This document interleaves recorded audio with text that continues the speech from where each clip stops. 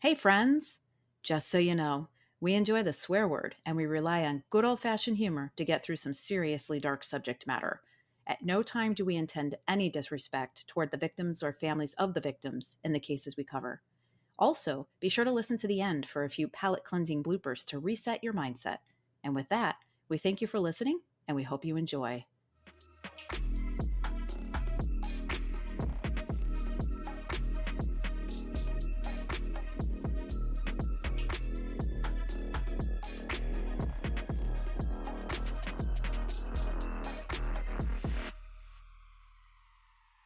Hey, friends, welcome to Crime Will Tell. I'm Carrie. And I'm Jamie. Hello, everyone. Thank you for tuning in. We're recording this episode on Hump Day. Holla. Do you remember the camel commercials? Absolutely. Jim. What day is it? Tell me what day it is. So take that however you need to, depending on how your week is going. If you're having a rad week, it's Hump Day. You know what I'm saying? If you're not having a rad week, you're on the downhill slide. Yeah. Good point. How was your week? Was it good so far? Yeah. Hanging so in there? far. It's only the middle of it, I guess. I know, but I'm Not more over than halfway done. So, boom. If I sound a little off, I'm recording in a hotel room. I was able to procure 2 bottles of Corona Light. Ooh. So that's a winner. Yeah. Could be worse. It could be nothing. Exactly. And do you have bourbon today? I have do. whiskey? I am drinking from a tiny bottle of Devil's River bourbon. Ooh, Devil's River. Which was in my bourbon gift from my lady. But it's pretty tasty. Never heard of it. It's a Texas bourbon. When every single one that you've drank, you've enjoyed. So, yeah. Okay. Well, cheers, my friend. Cheers to you. Clink. Clink. Well, this week's episode, which is about the just absolutely heinous murder of Aimee Ellen Willard, took place in 1996. And I don't want to say this case is near and dear to my heart, but there are some similarities that I have with Aimee. So I was drawn to it, but also the perpetrator, the murderer in this case, is one of the most absolute pieces of garbage I have ever heard of. And we'll get into that later in the episode, but psychologically, he would be a great case study. Okay. But he's just an awful, sinister human. Okay. Fortunately, he's human. He is of our species. So anyway, I'm already not looking forward to learning about this turd bag. This one's brutal.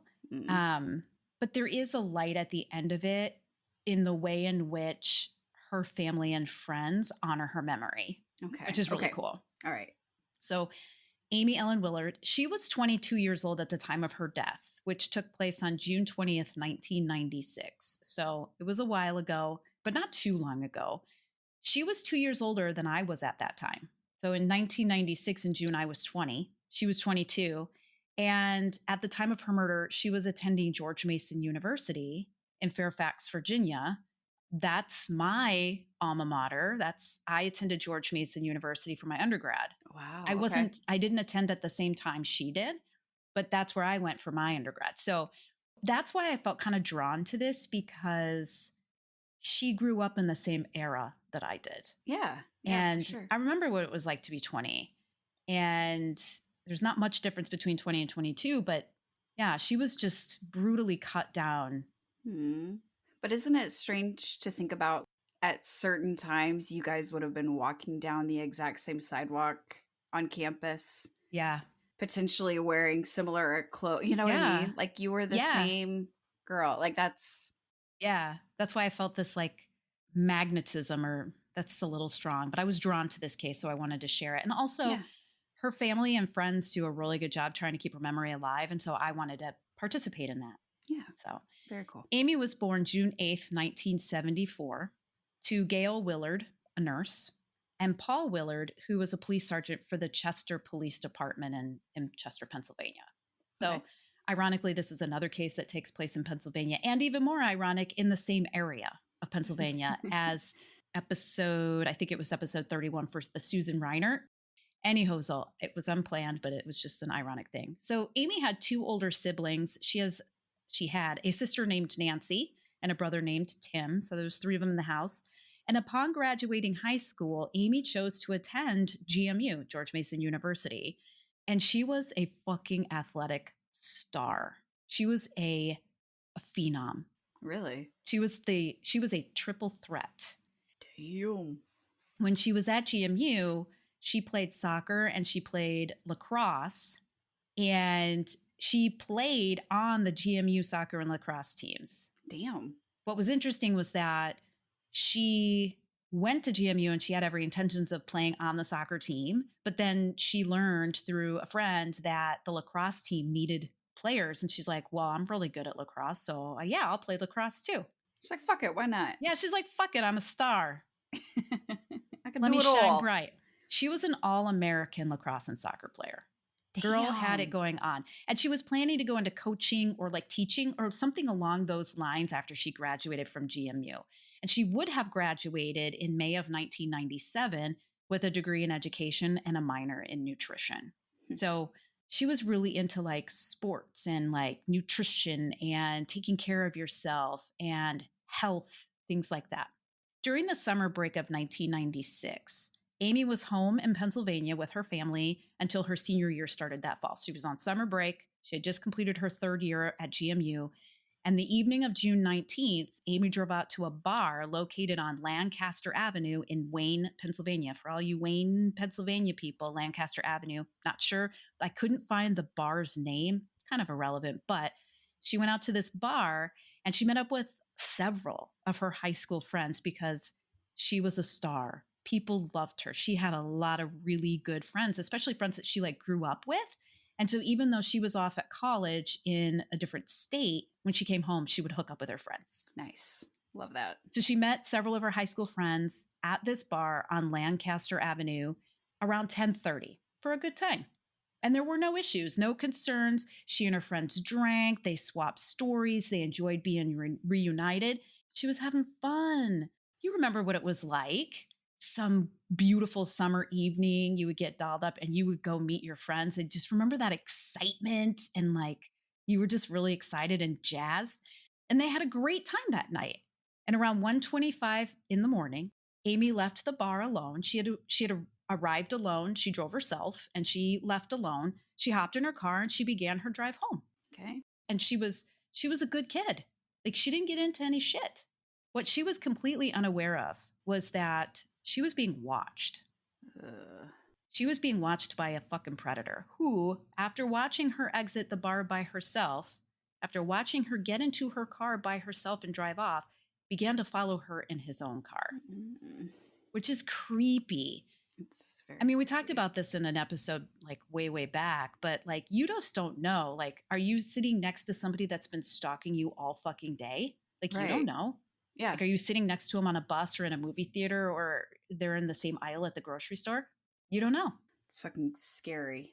Yeah. So as Aimee was driving down Interstate 476, she was completely unaware of the danger behind her until the predator ran into the back of her car. So obviously it's the age old run into the back of the car to get them to pull over trick. Right. Yeah. So she pulled over and he pulled over behind her. He got out of his car and he walked up to her car. She rolled down the window and he showed a fake officer's badge. And he said that he pulled her over because she was swerving. Now, she wasn't drunk. She wasn't swerving. And she wasn't a pushover and she wasn't a snob, but she was a strong, confident young lady with a great head on her shoulders. And she knew she hadn't done anything wrong. Well, yeah. And it's also like, you also fucking hit me. Yeah. Like, this is your fault, dude. You ran Yeah. into the back of my goddamn car. So she knew she hadn't done anything wrong. And so she got pissed. She was pissed. She was like, dude, no, I wasn't. And you hit me. You hit my car.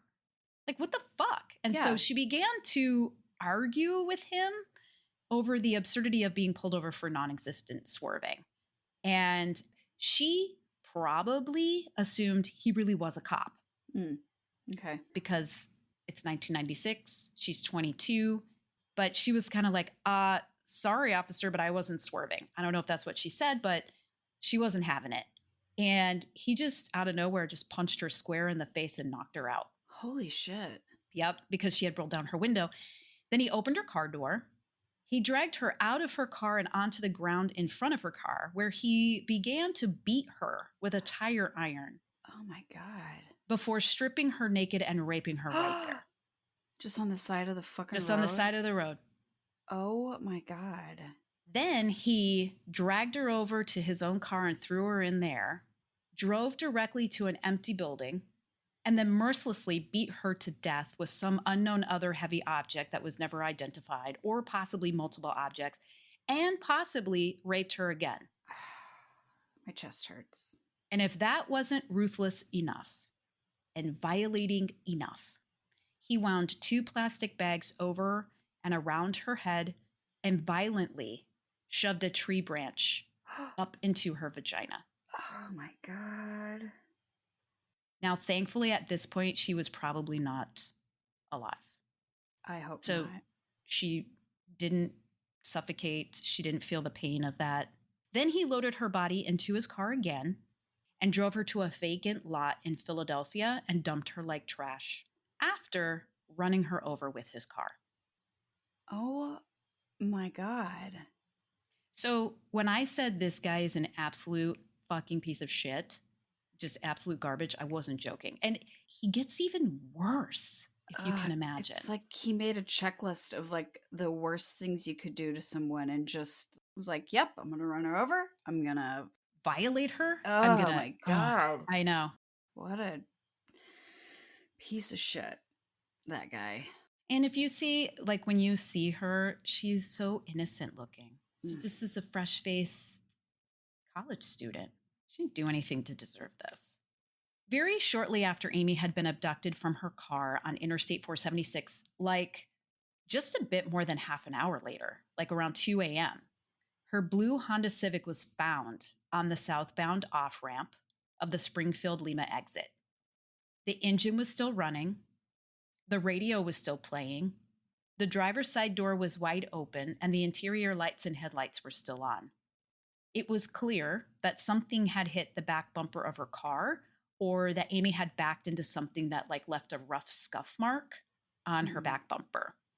There was a notable pool of blood on the ground in front of the car, and there were blood drops leading away from that pool of blood. And next to that pool of blood also was a tire iron. A pair of sneakers and a pair of underwear were also found that were later identified as belonging to Aimee. There was also a sanitary pad on the underwear that had pubic hairs on it that were consistent with Aimee's pubic hair. Tire impressions were also taken at the scene. And can you even imagine rolling up on a scene like that? No, that would be how so eerie and creepy would that be? I couldn't find who found her car. I don't know if it was an officer or a civilian or just some poor schlup driving by, but whoever, that had to have been really, really eerie. Yeah. So again, this happened the evening of June 19th, early morning hours of June 20th. So 1:25, she leaves the bar on Lancaster Avenue. Short time later, this guy bumps her car, and within 35 minutes, her car has been found on Interstate 476 at 2 a.m., early morning hours of June 20th. In the early evening hours of June 20th, so the same day around 5 p.m., Aimee's body was discovered in that vacant lot where he had dumped her. She was naked, she was lying face down, and the horrors of what she went through were very obvious. She had multiple blunt force injuries to her head and face. She had a really gnarly abrasion on her left shoulder and another one on her upper chest. She had a rectangular shaped like contusion under her left breast and what looked like a burn injury in like an angular pattern that it almost resembled like a flower petal. That was on her lower right chest and upper abdomen. She had several fractures in her neck, bruises on both her thighs, and defensive wounds on both of her forearms. Mm. She fought. Sperm was found in her vaginal canal along with the tree branch. Oh my God. So imagine finding her car in that state, super creepy, eerie, but a whole different level of finding a naked, bloody, beat up woman lying face down with a tree branch protruding from her body. It's nauseating. Yeah, I can't. And I'm also just why? That was just to be fucking monstrous. yeah. It's like I said, it's like they just had a list of like everything you could do to torture a fucking person, and they just did it all. And then to like run her over just on top of it, like that is a fucking sick Mhm. turd. It's right. Just yeah. Mm. Several hours later that same evening of June 20th, at around 11:25 p.m., completely unrelated to Amy's abduction and murder, a man driving a 1993 green Ford Escort was pulled over by police for a traffic violation at the intersection of 20th Street and Erie Avenue in Philadelphia, which was just 8 blocks from where Amy's body had been discovered hours earlier. I'm not sure if the man driving the Escort received a warning or a citation. It doesn't matter, but whatever it was, he was let go after being stopped, which is common in traffic Yeah. stops. What the traffic cop didn't know at the time, couldn't have possibly known at the time, was that the car the cop pulled over was driven by that man that had abducted, raped, and murdered Aimee. And there was no way for him to know that. Yeah. Yeah. By that time, it may not have, there may not have been like an all points bulletin that went out. Right. Yeah. So. And at that point, I mean, they didn't know who they were looking for. Mm-mm. About a year later, on June 5th, 1997, this same man that was driving the Ford Escort was arrested in Ardmore, Pennsylvania, on a warrant for a parole violation. According to an October 2nd, 1998 Washington Post article written by Eric L. Wee, Bomar, yeah, Wee, Wee. Bomar was on parole for a second-degree murder conviction that took place in Las Vegas, Nevada. He had killed a man over a parking spot. Oh my God. Bomar was clearly a violent offender. Yeah. So he was pulled over and arrested for violating his parole on June 5th, 1997. This is when police started to put together that he had been in very close proximity to where Amy's body had been found when he was pulled over a year earlier. They were like, wait a second. So whoever was on this case and investigating was doing a really good job going through records. Yeah. Investigators with the Delaware County, Pennsylvania Criminal Investigation Division arrived, and they questioned him on Aimee Willard's murder. And during the questioning, he admitted to driving a 1993 green Ford Escort at that time. He admitted to the fact that he had been to the same bar that Aimee was at the night of June 19th, 1996, with his girlfriend, and that he regularly drove along Interstate 476, as did tens of thousands of people that lived in that area. It was a major thoroughfare. This man's name was Arthur Bomar. Huh. And Arthur Bomar, as I've mentioned, is an epic piece of shit. Right. 1 month later, on July 11th, 1997, 2 state troopers from the Pennsylvania State Police interviewed a woman by the name of Mary Rumor. Mary Rumor was Bomar's girlfriend at the time of Amy's murder. Mary Rumor shared that Bomar had confessed to her that he had killed Aimee Willard. She told the police how Bomar recounted to her that he had seen her at the bar, saw her leave alone, followed her, got her to stop on the interstate, flashed a fake police badge, punched her in the face, dragged her into his own car and drove to the empty building, took off Amy's clothes, and he put those clothes into a trash bag that he ultimately threw away. That's why the police never found her clothes. Hit her on the head several times and killed her. He also confessed to Mary Rumor that he raped Aimee, though whether he did this before or after he killed her is unclear in the court transcripts. I actually, as I'm piecing things together, I think it might have happened before and after, and I'll explain why. Mary Rumor also disclosed that Bomar literally took her to the location along Interstate 476 where he had pulled Aimee over and where her car had been found, as well as the vacant lot where he dumped Aimee's body. She did not say that he took her to the empty building where he brutalized her. Right. Damn. Like, hey, honey, you want to hear something cool? Let me show you some hot spots. Like, what the fuck? Also, she didn't go to the police. So at first I was like, what the fuck, Mary? And then I realized as I was researching more, she probably got involved with this guy and had no idea how monstrous he was. And I'm sure he did not treat her well. And I'm sure he scared the fucking shit out I'm of her. sure. Yeah. Just So- threatened her. Exactly. So, Yeah. and I'm sure there was a ton like domestic violence going on in that relationship. I do not fault her Right. because when the police knocked on her door, she spilled her guts. She did the right thing. Okay. Good. Good. By now, authorities certainly had enough to obtain a search warrant for Bomar's 1993 Ford Escort, which they executed the day after they interviewed Mary Rumor. So this would have been July 11th, 1997. And during this search, authorities removed the car's left front tire, the oil pan from underneath the car, and the front passenger side door panel that had several brownish spots on it that, when later tested positive for blood. When they tested the tire, they found the tread and wear patterns to be consistent in tread design, size, and wear features, like the unique wear features. Yeah. From using the tire. These all were consistent with the tire impressions that had been taken from the area where Aimee's car had been found along Interstate 476. So checkbox there. And the angular rectangle pattern, that burn injury that resembled a flower petal on Aimee's body, that matched the features, the vertical lines, and the machined edging of the oil pan that was taken from the bottom of the car, which is how investigators knew that he ran her over. Oh my God. And I don't think he ran her over fast.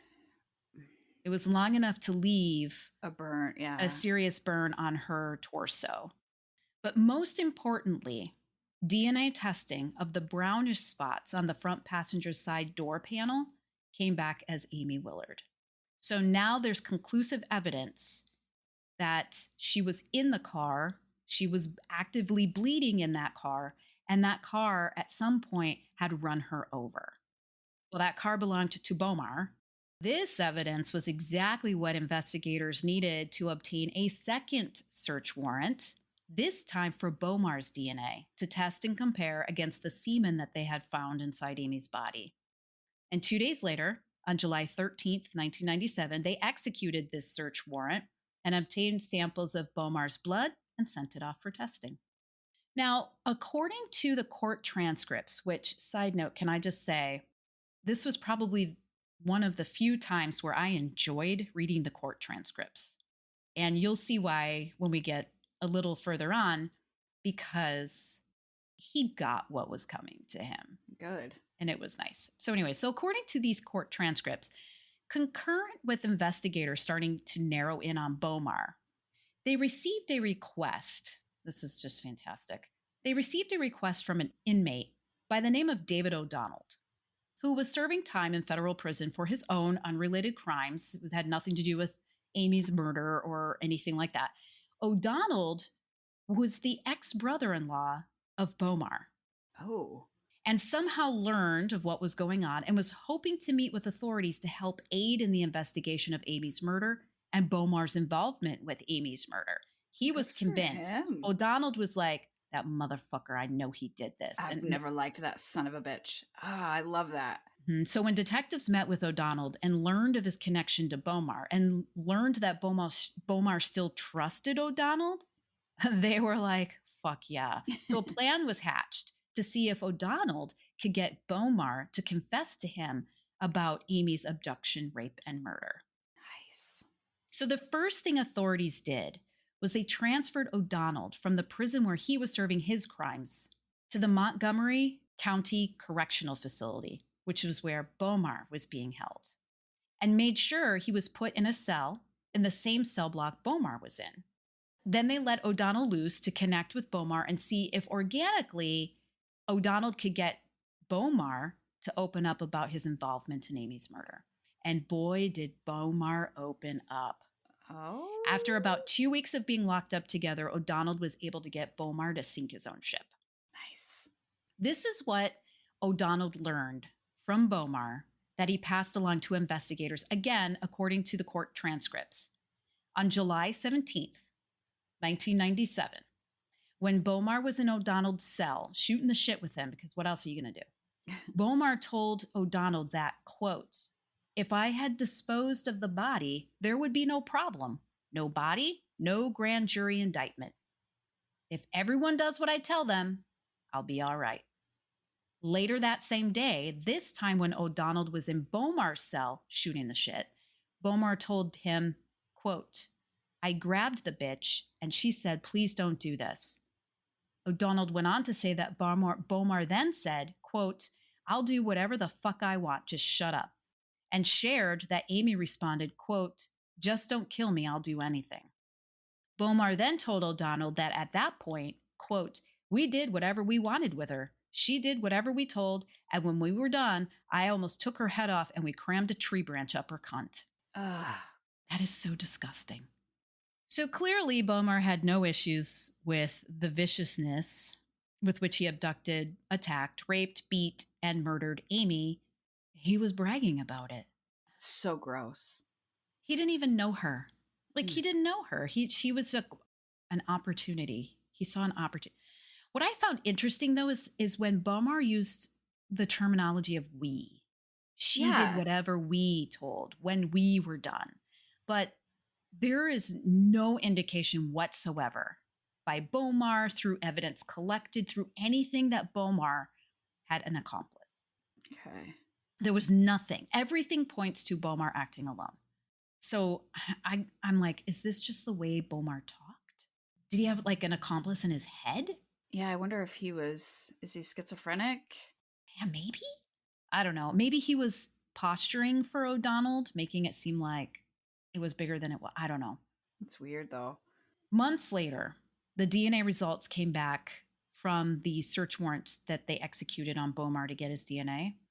And the results showed that Bomar was the contributor of the semen found in Amy's body, to the tune of 1 in 500 million chances it could have been contributed by someone other than Bomar. Wow. So this was the smoking gun. Like, there's no question that they've tied him to the murder scene.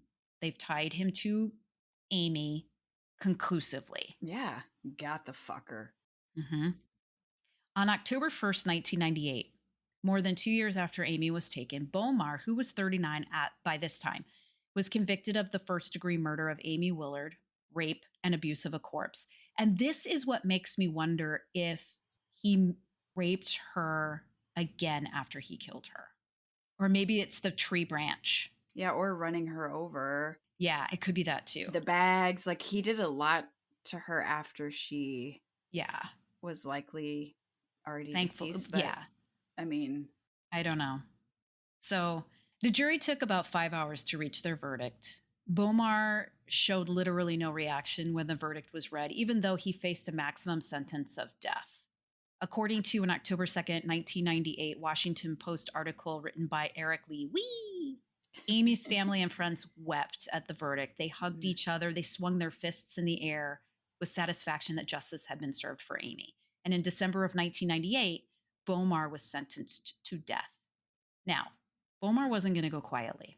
According to trial transcripts after his verdict, he filed multiple trial court error claims. So we're going to go through these claims because this is where we see the magnificent specimen of Bomar and how just atrocious of a man he is. And I'm a little offended that he's breathing the same air that we breathe. These are in no particular order, but number one, he claimed the court was wrong to not suppress statements he made to investigators on June 5th, 1997, when he was being questioned about an unrelated criminal trespass because the officer questioning him didn't finish reading his Miranda rights. And Bomar interrupted the officer and asked for a lawyer and never explicitly waived his rights. So basically, he's claiming I wasn't Mirandaized appropriately. Bomar also gave statements that same day when questioned about Aimee Willard's murder, as well as the disappearance of a woman by the name of Marie Cabanos. Okay. The officer testified that not only did Bomar not ask for a lawyer at any time, but yes, he actually did interrupt him. Bomar isn't lying about that. He did interrupt me. This is the officer testifying. When I was reading his Miranda rights, he interrupted me to say, I understand my rights. You don't need to continue reading my Miranda warning. To which the officer then testified that he told Bomar, sorry, I have to read you your entire Miranda rights and make sure that you understand them. So he started over and did so at that point and like read the entire Miranda rights and then asked him if he understood his rights as they had been described to him. And Bomar said yes. Oh my God. So this claim was denied. Okay, good. Number 2. Idiot. Bomar claimed the court was wrong to not suppress statements he made to David O'Donnell, stating that the statements he made to O'Donnell violated his state constitutional right to counsel under the Pennsylvania Constitution. Yeah. What? However, Bomar wasn't arrested until December 10th, 1997 for Aimee's murder. He was arrested, if you'll recall, and detained on a parole violation. Right, yeah. So when he made those statements to David O'Donnell, he was not being detained based on Aimee Willard's murder. He was being detained on a parole violation. He wasn't officially arrested for Aimee Willard's murder until December 10th, 1997. This was several months after he made those statements to O'Donnell, and therefore he had no right to counsel at that time because he hadn't yet been arrested for the crimes the statements were concerning. So this claim was also denied. Haha, dickhead. Number 3, Bomar claimed the court was wrong to not suppress statements he made on October 15th, 1997. Now, in this claim, Bomar was read his Miranda rights. He verbalized that he understood his rights. And when detectives asked if he was willing to talk with them about what he might know about Aimee Willard's murder, he said that he wanted to talk to police. Yes, I'll answer your questions because I am really keen to clear my name. I didn't have anything to do with this. However, what Bomar contends is the way in which the questioning occurred. So this is a little convoluted, but essentially the day before he was questioned on October 14th, a Delaware County Court of Common Pleas judge instructed the superintendent of the prison in which Bomar was detained at the time, instructed the superintendent of this prison to transfer custody of Bomar to CID, so that was the Criminal Investigative Division of the Delaware County, Pennsylvania Bureau of Investigation. We're very good at making long names, but yes. So this judge told the superintendent of the prison, hey, you need to transfer Bomar into the custody of CID detectives because he needs to attend a hearing. He needs to get over to the CID offices for a hearing that's been scheduled. So the next day, on October 15th, when detectives picked him up from the prison he was being detained, they told Bomar that they were taking him to CID offices to be questioned about the Aimee Willard murder, and they said nothing about a hearing. Turns out that hearing was never scheduled. There was no hearing. So they said, hey, are you willing to answer questions about Aimee's murder? And Bomar answered all the questions up to when he was asked if he had ever had sex with Aimee. And when he was asked this question, Bomar became very upset and told them he wasn't going to answer that question, and he invoked his right to remain silent at this point. The court did suppress Bomar's response to this question and every question he was asked thereafter. So the jury was not aware of Bomar's response to, have you ever had sex with Aimee? And they weren't aware of his responses or any questions after that question was asked. So all statements he made prior to invoking his right to remain silent, but after he was read his Miranda rights, were not suppressed. And what Bomar is saying is they should have all been suppressed. Bomar challenged that the nature under which he was questioned violated his constitutional rights under the Fourth Amendment, meaning they lied to him. They cooked up this hoax of a hearing that didn't exist to get him out because he refused to talk to detectives about Amy's murder the first time that they approached him about it. So the court agreed that the hearing was never scheduled, but contended that it wasn't an intentional manipulation, but that it was a mistake or an oversight, and that there was no evidence to suggest that this was designed to trick Bomar for the purposes of questioning him. Okay. Further, Bomar was already in custody for violating his parole. Therefore, he was already what they call seized. He was already detained. So, for purposes of the Fourth Amendment, he couldn't be detained again. He was already detained. So, Right. his Fourth Amendment rights were null and void because he was already seized. Right. So, Yeah. without getting into all the specifics of the Fourth Amendment and all of that stuff, this claim was also denied. We're going to go back to this hearing thing because there was a dissent at the end of the transcripts, and we'll go back to that. Huh. Number 4, Bomar claimed that he was unconstitutionally prohibited from life qualifying the jury. So this was an interesting thing that I learned. So life qualifying is when prospective jurors are asked whether or not they firmly believe that if someone is convicted on first-degree murder, the death penalty must be imposed. Like, do you, Jamie, do you believe that if somebody's convicted of first-degree murder, that the only sentence should be death? Or do No. you believe, right? So that's called life qualifying because Okay. what prosecutors want is they want jurors that are open to the death penalty. What the defense wants is they want jurors who are opposed to the death Right. penalty, Yeah. right? So Bomar was saying, you didn't give me the option to to question the jury and life qualify them. Well, there is no constitutional requirement that each prospective juror be asked this question or be, quote, life qualified. However, the court did actually, in Bomar's case, intentionally question every juror that was chosen to be seated for Bomar's trial as to whether or not they believed a death sentence should be automatic for a first degree conviction. And each and every seated juror said, no, I don't believe that death should be automatic. Bomar challenged that he wasn't given the ability to life qualify the jury himself, but he couldn't provide any evidence that showcased he was prevented from doing so. So basically he's going, you didn't give me the But opportunity. what if I wanted to? Yeah, and the court's going, but you weren't prevented from doing so. You just didn't do it. Yeah, Yeah. you could have, fucker. Oh my Yep. God. So this claim was also denied. Okay. Number 5. This one, I can't even.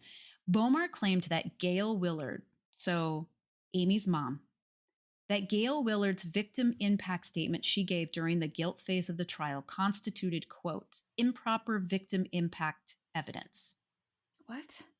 Bomar stated that the real purpose of Gail Willard's impact statement, her underhanded, sneaky, backstabbing statement, was to show just how devastating the impact of Amy's death had been on her family. How dare she? Yeah. In his appeal, Bomar's attorney wrote in part, quote, the jurors were left with the inescapable conclusion that Ms. Willard relives the anguish of her daughter's untimely demise one day at a time. Because Gail Willard said at the end of her statement that it had been 837 days since she had last seen her daughter alive. Isn't that the fucking purpose of a victim impact statement? Am I off my rocker here? No, and who is this fucking lawyer? Like, that should have 5 times already gone, no, we're not fucking doing that. That's stupid. I think he was a public defender and he didn't have a choice. Because in the United States, if you get sentenced to death, there's an automatic appeal. Right. And this is what they went with. But like to just keep stacking on bullshit appeals is like, come on. It's just great. So the court responded to this, quote, victim impact evidence consists of evidence concerning the victim and the impact that the death of the victim has had on the family of the victim. That's the entire purpose of allowing victim impact statements. So this claim was also denied. Okay. So we're 0 for 5 now. Jesus Christ. Number 6. This one's funny. Oh God. Bomar claimed the court was wrong in not limiting the information related to his previous crimes to the jury. So, what was shared with the jury was this. Precisely what I'm about to say is all that was shared with the jury on his past criminal record. Okay? Okay. On July 25th, 1978, Bomar shot and killed police officer Larry Carrier in Nevada over a parking spot. He was convicted of this second-degree murder on April 27th, 1979, and was sentenced to life in prison with the possibility of parole after 5 years on June 18th, 1979. On January 27th, 1979, 3 months before he was convicted for Larry Carrier's murder, Bomar shot Sherry Noman with a shotgun in Nevada. He didn't kill her, he harmed her. But he shot 2 people. Yes. Jesus in the Christ. span of a year, less than a year, span of 6 months, 7 months. I can't do math. He was convicted of battery with a deadly weapon on July 24th, 1979, just over a month after he was convicted of second-degree murder. So it was like boom, boom, boom. He was sentenced to 10 years to be served consecutively to his second-degree murder sentence. So at the same time he's serving his second-degree murder sentence, which is life in prison with the possibility of parole after 5 years. 5 years? 5 years. I mean, 5 years. And it was a police officer. That's yeah. Then maybe it's the 1970s. I don't know. That blows my mind. On May 11th, 1985, Bomar beat the shit out of a fellow inmate and was convicted of battery by prisoner on March 3rd, 1986, and was given 18 months for that to be served consecutively to his other prison sentences. In pretrial, it was agreed to by all parties, including Bomar, that these facts were the only facts that would be shared with the jury about Bomar's past criminal history. But then Bomar was saying you shouldn't have shared that. I agreed to it, but it was bullshit. So this claim was denied. Okay. So we're now 0 for 6. Side note, all of that I just shared, and he still got out, was paroled, and killed Aimee Willard. Yeah. If he had not been paroled and let out because he was a violent offender, Aimee would be alive today. God, there are so many of these fucking cases. Mm-hmm. Number 7, Bomar claimed the court was wrong. This one is insane. In nullifying the subpoena that had been served on Gail Willard, which would have compelled her to testify at the penalty phase about her personal stance against capital punishment. She didn't believe in the death penalty. He being Bomar, used a 1986 ruling. I'm not going to get into the ruling. It doesn't matter, but he used a specific ruling from 1986 that was deemed by the court as an erroneous use of the ruling. He was trying to use it as a precedent setter to say you shouldn't have nullified the subpoena and you should have compelled Gail Willard to testify about her personal stance on the death penalty. Oh my God. Further, the court was like, yeah, you're not reusing that ruling, right? Further, the court stipulated that Gail Willard's personal views on the death penalty, they weren't relevant under Pennsylvania's capital sentencing statute. Like, it's nice that she has personal views. Many of us do. It's irrelevant here. Thanks for grasping at appeal straws, dick face. But who fucking cares? Yeah, this claim was denied. Number 8. Bomar claimed the court was wrong in sentencing him under a specific Pennsylvania law code relative to the sentences imposed for rape and kidnapping.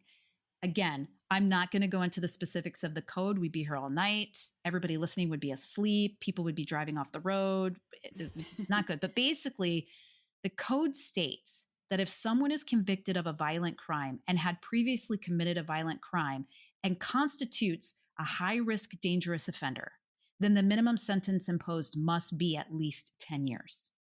Given Bomar's previous violent crimes and the fact that he was clearly a high-risk, dangerous offender, the court denied this claim. Additionally, they further sentenced Bomar to 1 to 2 years for his abuse of a corpse. We have 2 more to go. He tried. Number 9, Bomar tried to go the route of ineffective counsel. He was like, well, fuck, if all of these other ones are being denied, then my counsel was a dumb fucker and he was ineffective. Yeah. After reading through several pages of, might I say, riveting court transcription detailing all the different avenues Bomar used to accuse his counsel of ineffectiveness, the court disagreed with every single one. Good. And this claim was also denied. I mean, he came up with everything under the sun. You can find the court transcripts if you're so interested, but I wasn't going to waste time. He got nowhere with that. Now, this last one, I love this one. Bomar claimed the court was wrong in not evaluating his competency, stating that it is possible that he has limited intellectual ability and a learning disability due to cognitive brain dysfunction he was born with, or a quote, serious personality disorder, which could hinder his ability to cooperate with counsel. Hmm. Okay. Before any sentence was imposed, Bomar argued that he needed to be checked for competency. This claim was denied. Okay. I'm just like, Bomar still sits on death row. Good. He's still on death row. He's exhausted all of his appeals. His last appeal was denied in 2014. Okay. Here we are 10 years later, and he's still on death row. Now let's get to some light. That was super heavy, super fucked up. Let's get to some light. Screw that guy. Yeah. According to an ABC News article written October 11th, 2000, victims' rights advocates went to Washington, D.C. to convince Senate to pass a bill that would provide better protection for innocent people from being victimized by convicted felons that are paroled early from their sentences. At the time this article was written, the bill had already been passed in the House. Spoiler, the bill passed the Senate too, and it is now enacted as a law. Sweet. And what this law does, it's called the No Second Chances Act, or Amy's Law, is it requires states to pay for the prosecution and incarceration of any violent felon who commits crimes in other states after they are paroled. Oh, okay, cool. So basically, it makes the states accountable for whatever parole actions they take. Yeah. If it turns out that they've let a violent offender out who violently offends again. The law also orders states and convicts to pay new victims or their families up to $100,000. Wow. Two of the victims' rights advocates that went to DC to lobby for this bill were Fred Goldman, the father of Ron Goldman, who was murdered alongside Nicole Brown Simpson and who had won a civil verdict against O.J. Simpson over the killing of Ron, because O.J. had been acquitted of Ron and Nicole's murder in criminal court during his very infamous trial. Yeah. And Mark Kloss, the father of Polly Kloss, who was the 12-year-old murdered in Petaluma, California. Yeah. Okay. So that was one really cool thing. So a law has been enacted. In a June 22nd, 2006 article, so now we're 6 years later after the victim advocate thing, Mainline Times and Suburban article written for the 10th anniversary of Amy's death, her mother, Gail, and people who loved Amy gathered on June 8th in 2006, which was Amy's birthday. She would have been 32 years old, to toast to Amy's life and to recall the good times. Aww. Gail shared of her late daughter, Amy was a goer, a doer, a receiver, a giver of love, and she just loved life and made the best of everything she did. Amy's family and friends work hard to keep Amy's memory alive and to keep their memories of her vivid and vibrant. According to that same Mainline Times and Suburban article, George Mason University sponsored a 5K fun run walk in 1996 in Amy's honor. Nice. More than 300 people participated, including current and former George Mason student athletes, and all funds were dedicated to a scholarship endowment in Amy's honor and named after her. Aw, that's so cool. So that was back in 1996. At the time in 2006, Amy's mom, Gail, was heavily involved in a $2 million fundraising campaign for the construction of a gym at the Academy of Notre Dame in Villanova, Pennsylvania, which is the high school where Amy attended. And this gym was intended to bear her name. It took 2.5 years for the Aimee Willard Gymnasium to open. Gail was on hand to give a speech before the first basketball game that took place, because this is where the triple threat comes in. Amy was a star athlete in high school as well, and she was a star on the soccer field, the lacrosse field, and on the basketball court. Wow. That's really So, awesome. I have a PSA, Okay. if you'll indulge. I I have a message to all you great guys out there. To all you guys listening, be an advocate for women's right to safety, please. Yes. Many of you have moms, wives, sisters, daughters, cousins, nieces, female friends that deserve the fundamental human right to safety. If we strip it all away, look at Maslow's hierarchy of needs. Security and safety is considered a basic need. It's a basic need to simply survive. Apart from our other basic needs of like food, water, warmth, and rest, security and safety is essential to life. And for most women, this basic need is regularly compromised. So guys, hold your guy friends accountable to do the right thing. Hold yourself accountable to do the right thing.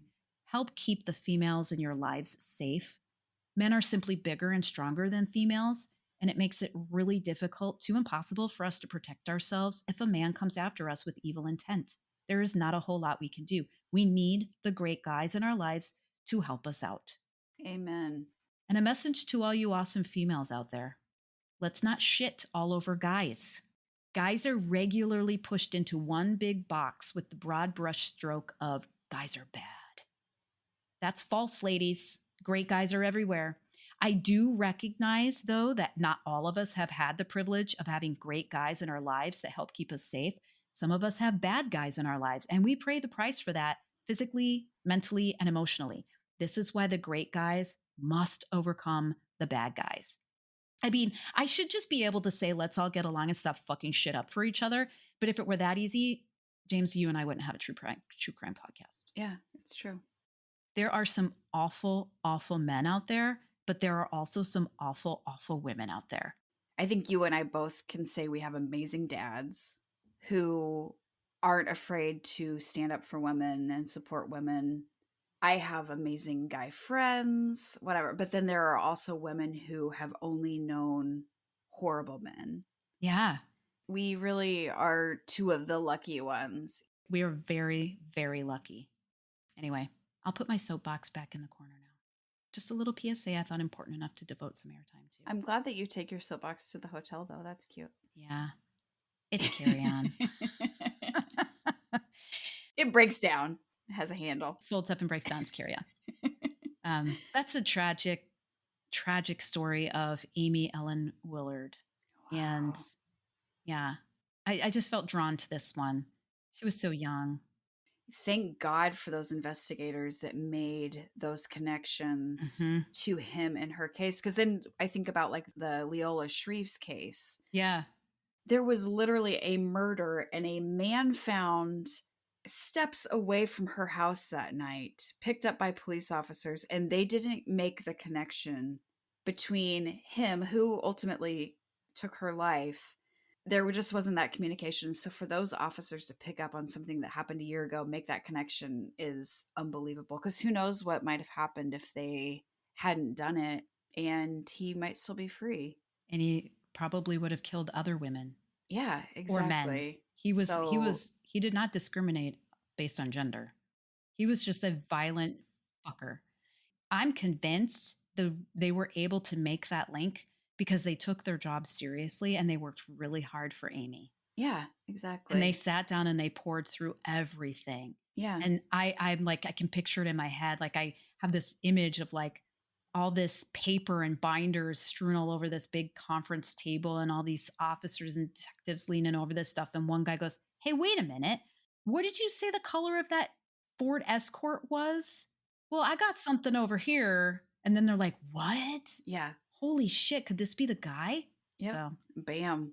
And thank God it was the late 90s and DNA was like it was still young back then, but thank God there was enough genetic evidence for sample sizing. Exactly. Yeah. So that they could conclusively, to the exclusion of almost, 1 in 500 million. Are you kidding me?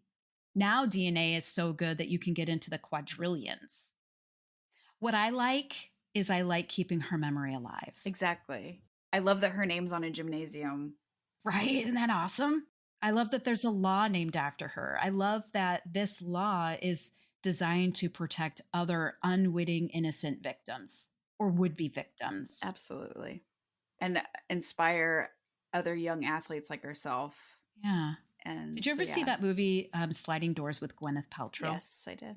I think about the parallel, like if you had made the light or you hadn't made the light, if you had made the elevator or you haven't made the elevator. We never know, with all the decisions, however minuscule they seem every single day of our lives, what would our path be if we, didn't make the light? Or what, sometimes when I'm late, which is always, and I'm driving and I feel like I hit every single red light and I get frustrated. I'm like, God, this is going to make me later. Blah, blah, blah. And I think to myself, you know what? This red light probably saved me from a deadly accident. Like I try to tell myself, like, there is a reason why I'm hitting all these red lights. I totally believe that. Anyway, on that note, bye, Jamie. Goodbye, Carrie. You didn't ask my opinion, but I'm gonna give it to you. Come on in. What the fuck did I write? Good for him. That sucks. Yeah, like gross. I'm a diversion. Aren't they amazing? So yeah, get your ass here. Hey, would you like a snack bag? I mean, probably. Thank you so much. Bitches get stitches. What? La la la la la la la la la. Okay,